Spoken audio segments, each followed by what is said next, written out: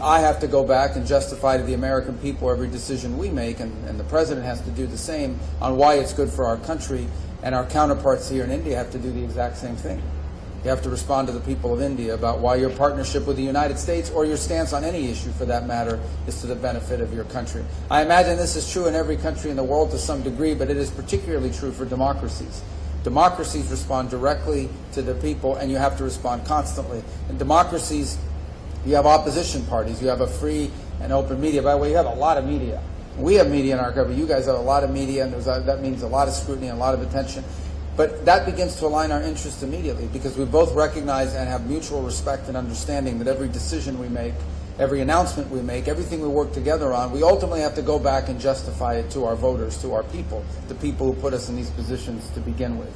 The second point I would make is that our partnership from a strategic standpoint is not limited to a regional one.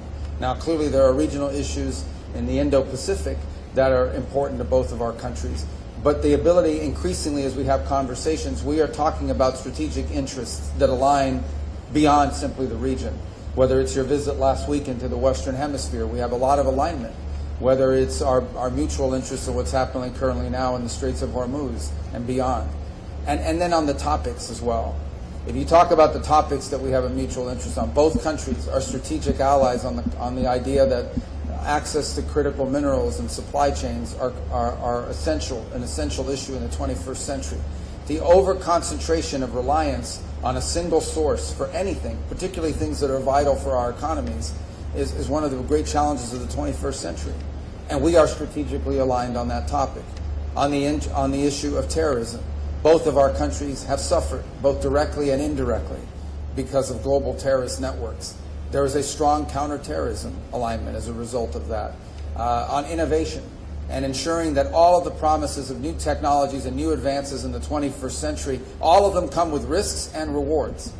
Every technological advancement that's made individuals and societies more productive have always come with risks associated with them. Managing those risks and maximizing those benefits is one of the great challenges of the 21st century.